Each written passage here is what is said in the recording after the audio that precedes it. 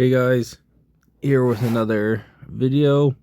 This time it's full sparring sessions, so let's get into it. So,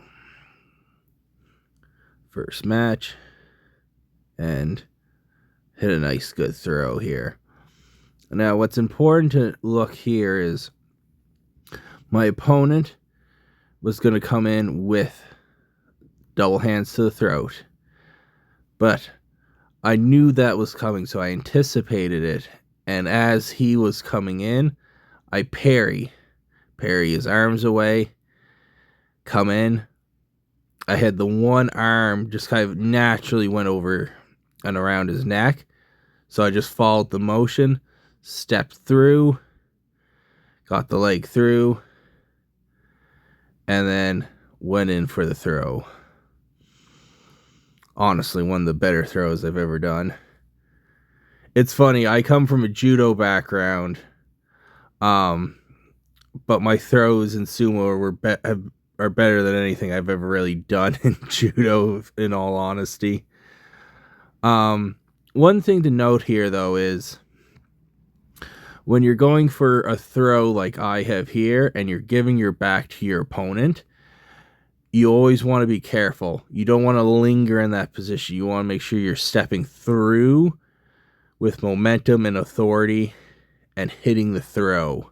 You don't want to linger there, because in this position, and you see it in judo all the time, people will step in for a throw like this, and then their opponent will wrap around their waist, either go for a suplex or some other kind of drop technique, a sacrifice throw. So it can be a dangerous place to be in, either if your opponent is anticipating you to come in for the throw and waiting to counter, or you tend to linger there. If you're going to come in for the throw, commit to it and come in and go for it. You can't linger there. You'll leave yourself open to a counter. I think in judo, that would be Harai Gosh is what I hit with. Variation of it.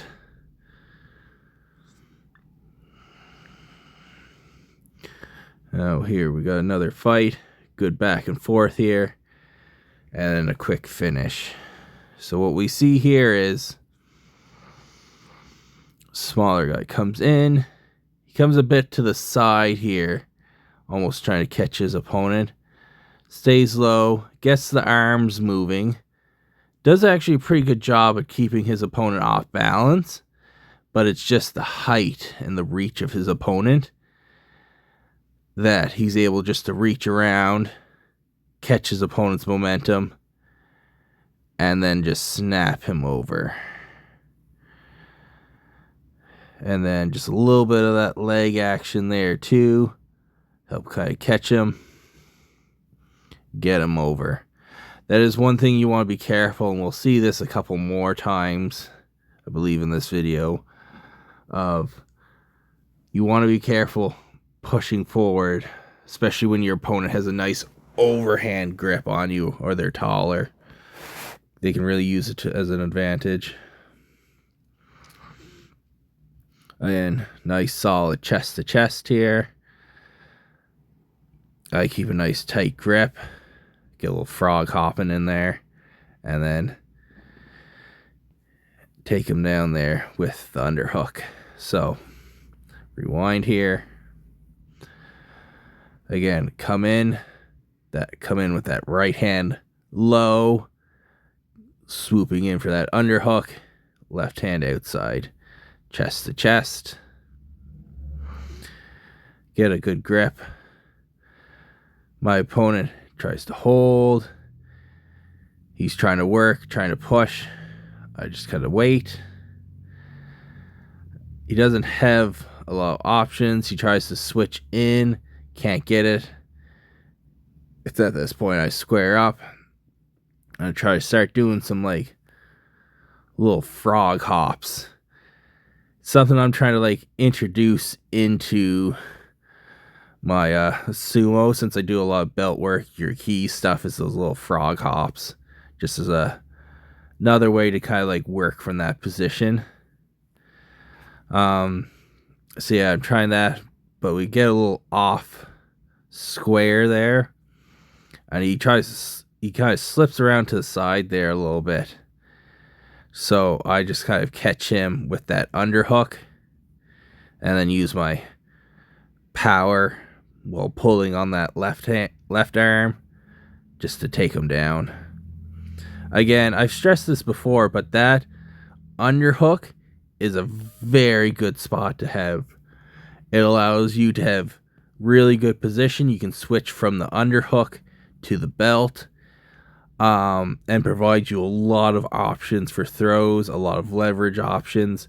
It is a really good spot to have. Always recommend at least trying to get one underhook, especially if you like to work the belt. And again, nice impact here. My opponent stays tight, so I wasn't able to get any inside grips. He forced me on the outside, which is generally a bad position to be in. Again, we come in. I'm trying to kind of force myself inside there. He stays tight, which is good. Really cuts off anything I have for the inside. I switch to the outside instead of trying to like linger and fight on the inside. He's in a good position. He's low, he's tight, keeping his head in a good spot. And what kind of got him was he tried to shift me to the outside there. He should have kind of kept in his position, slowly kind of grounded me back, kind of with a Yuriki Oshidashi.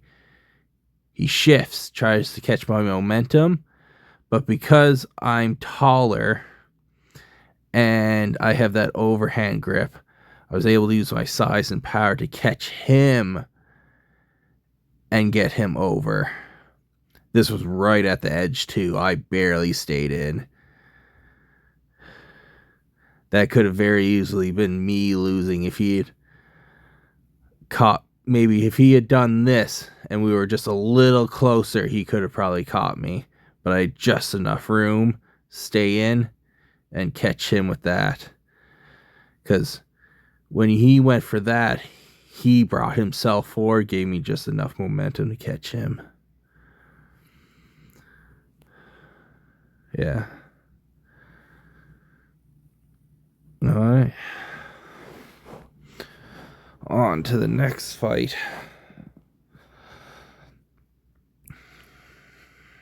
Soft touch eye. This one, again, shows just like how close things can be at the edge, especially like when you're not using the Tawara. You have to be extremely aware of your ring and where you are on the edge. So they come in, bit of a soft touch eye. One guy kind of shifts to the side there a little bit. Seems to try to catch him with like almost like a bit of a headlock. That just lets his opponent kind of come on the inside there.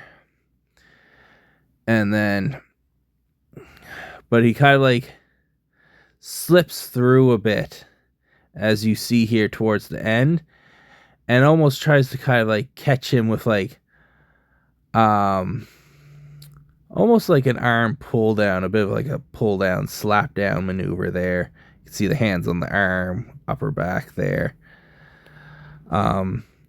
Which was nice and slick, but where the issue arises is they're both on the edge. One guy's heading out, but the other guy steps out just before. It's a little hard to tell in the video.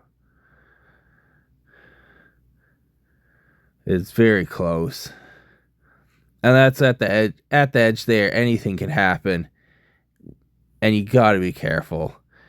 The edge is very do or die. You either make it or you don't.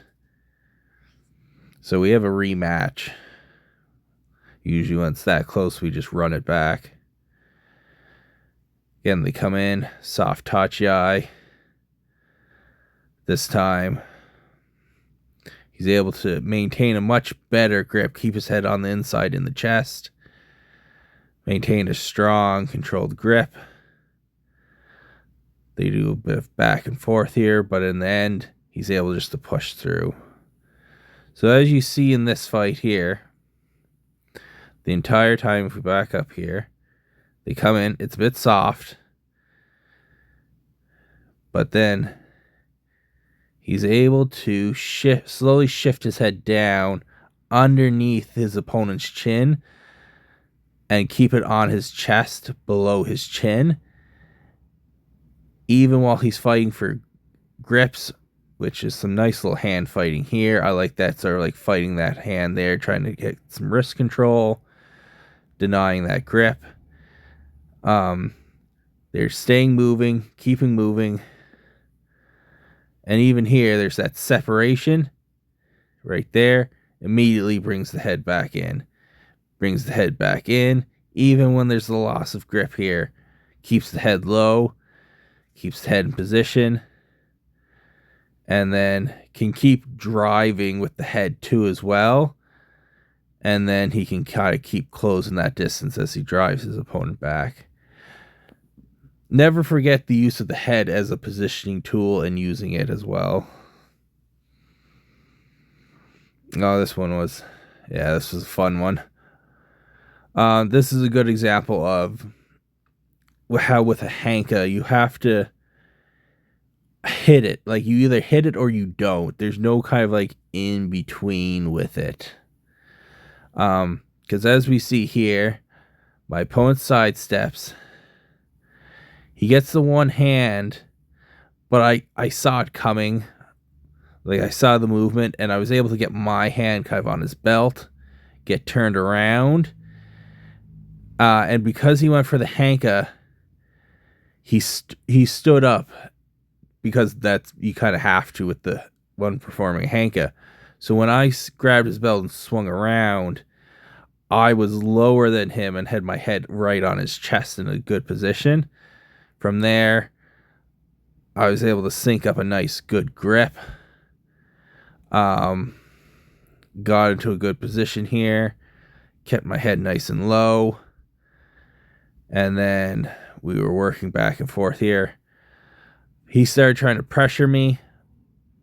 I tried to shift up into that underhook that I really like and try to shift him into a throw. He was able to stay balanced. Went for it again, got him onto the outside, and then I was able to follow up in a position got where I could push him out. Kept my head nice and low after that second attempt at a throw. Kept my head nice and low, kept the pressure on him, kept his arms engaged, my hips back, and I was able just to drive through. So yeah, this is a good example of, like, again, a Hanka is either a hit or a miss. Either works or it doesn't. It's very hard to recover off of a missed Hanka, as it puts you in a really bad position. Usually leaves you open just to get, like, pushed right out by your opponent. Alright. So, this is a example here of, again, he comes in strong, both hands to the chest and the throat.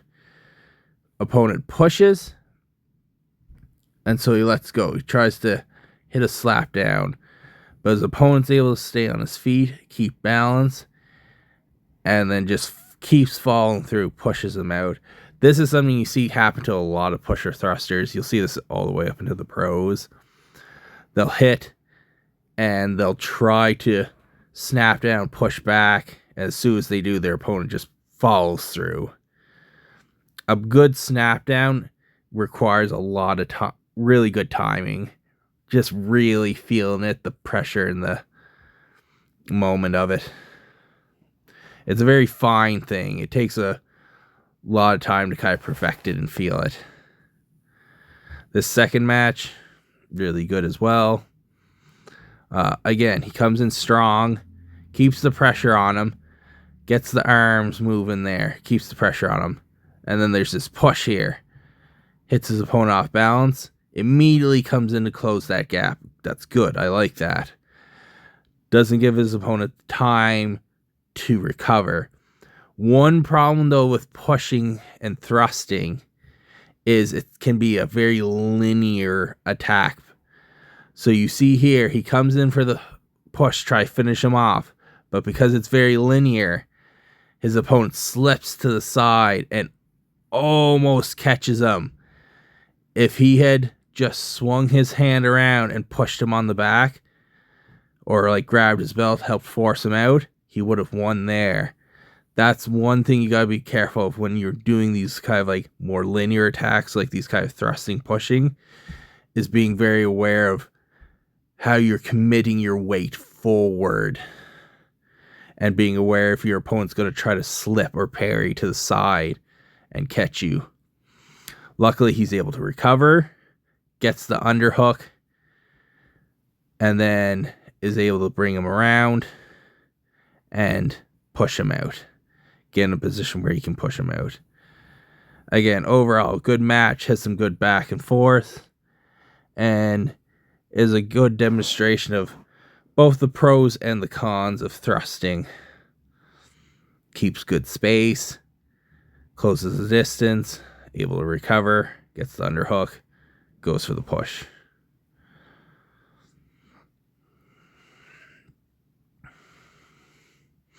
A bit of a soft touch on this one. But yeah, he's able to get in there. Again, bit of a soft touch eye. Kind of takes on a bit of like, almost like stepping to the side there. Which unfortunately kind of cuts off his one arm from being able to kind of reach through as well. He's able to get the one underhook on the left side. But isn't quite able to get something with his right arm. Again, really good job of cutting off that right arm there. Keeping it lifted up, keeping control of it. A lot of people neglect the hand fighting aspect in sumo. But just like any grappling sport, wrestling or judo, the hand fighting is just as important. Your grips are still there. Getting your grips are just as important. Again, gets him kind of moving there. And then his opponent just shifts. He has that overhook, that deep overhook. And since he doesn't have anything on kind of that right hand side, he's able just to kind of like release, step away, and pull him through using his height and size to really overpower him and overwhelm him. Those deep overhooks can be difficult to deal with, especially if you're a smaller opponent. But they work well on smaller opponents. Sometimes they don't work as well on some people your size, or people who are really able to stay solid and grounded. This was probably one of my favorite matches of the session, just purely because it was like exactly the kind of sumo I want to perform. I was able to stay low. My opponent came up. I was able to stay slightly lower than him. My head just went right onto his chest. I was able to keep low, keep my head on his chest below his chin, get a good grip on the belt, right hand inside, left hand outside.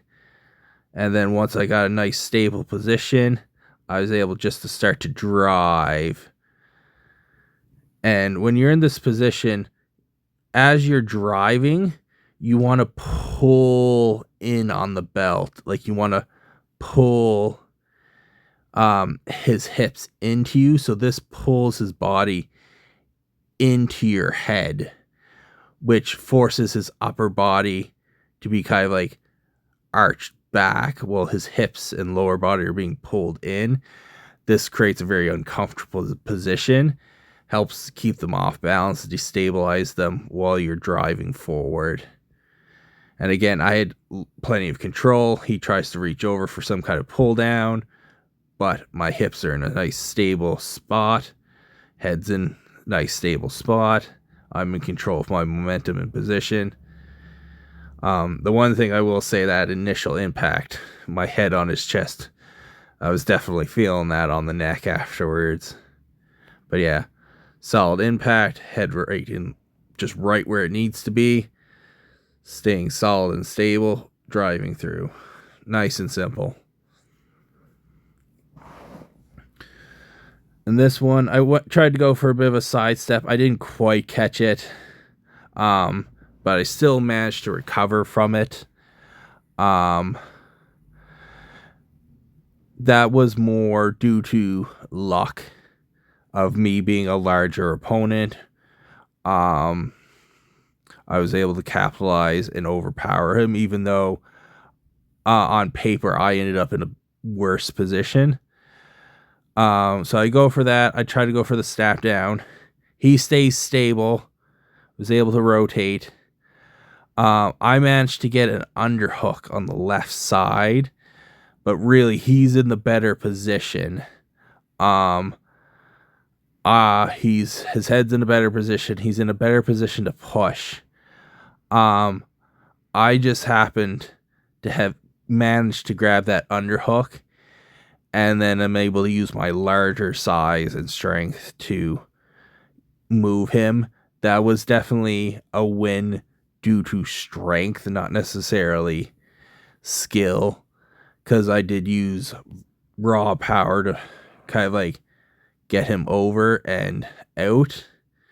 So that could have just as easily been my loss if I hadn't gotten that underhook.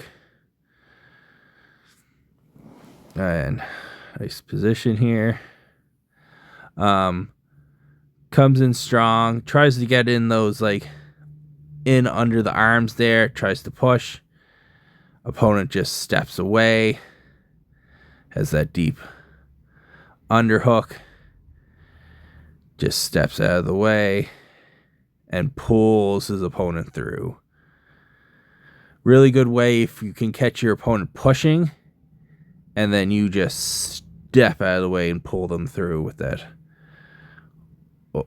larger, deeper overhook.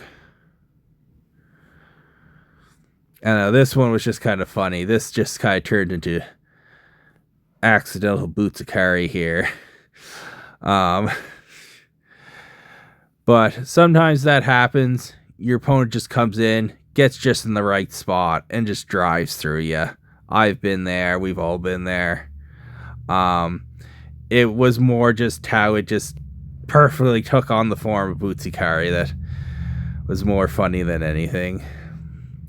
But yeah, this was another training session, another sparring session. Yeah, I hope you guys like it. I hope you guys like these videos. I'm just trying to like accommodate, give my thoughts, what's going on, what I'm seeing. If you guys see anything, have anything of note to say, just let us know. Always looking for lots of feedback. All right, hope you guys like the videos, and we'll see you guys soon.